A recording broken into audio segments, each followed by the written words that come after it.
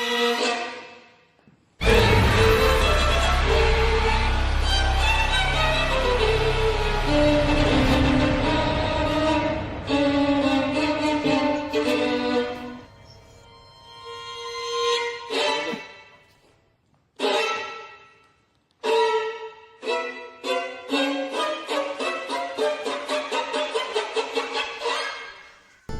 గారు ఆత్మహత్య చేసుకొని చనిపోయాడు.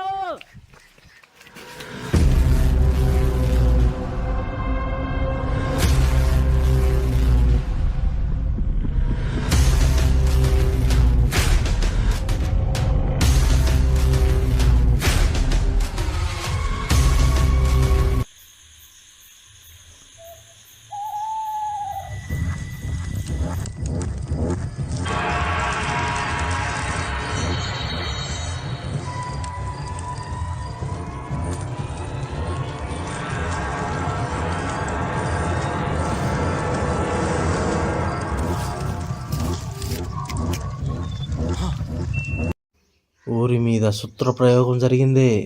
యుద్ధంలో రాజ్యాలను సైన్యాలను పరోక్షంగా ఓడించడానికి ఎన్నుకబడిన మార్గమే స్వయశుద్ర ప్రయోగం.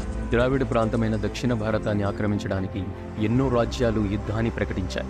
ఆ యుద్ధ ప్రయత్నంలో తమ సైన్యాన్ని తామే చంపుకొని సైన్యాలు కుప్పకొలిపోతూ వచ్చాయి. మొఘలేల పాలనలో భారతదేశాన్ని పాలిస్తున్న అప్పటి రాజైన ఔరంగజేబ్ ఈ విచిత్ర సంఘటన జరిగిన అస్సాం ప్రాంతాన్ని గురించి తెలుసుకుని 1,00,000 సంఖ్య గల అశ్వదళ సైన్యాన్ని అస్సాం ప్రాంతాన్ని మీదకి యుద్ధానికి పంపించాడు.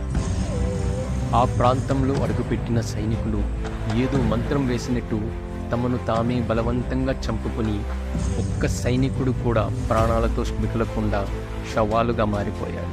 ఈ విచిత్ర సంఘటనకి కారణం శత్రు పూజలకి పురుడు పోసిన అస్సామీలు శత్రువులను పరోక్షంగా ఓడించి తమను తాము రక్షించుకోవడానికి ఏర్పాటు చేసుకోబడినదే స్వయశుద్ర ప్రయోగమని వెలుగులోకి వచ్చింది. అప్పటి నుండి పలుచోట్ల రాజ్య రక్షణ కోసం వజ్రవైడూర్య, మణిమాణిక్య, సిరి సంపదల కోసం అనేక రకాలుగా స్వయశుద్రాన్ని ప్రయోగించడం మొదలుపెట్టారు.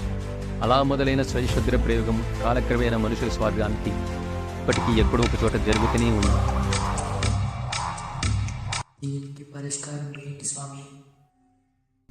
ఈ పరిష్కారాన్ని నిర్మూలించాలంటే 3 వ్యక్తులు కావాలి. మీరు ఎవరో నిర్ణయించుకోండి.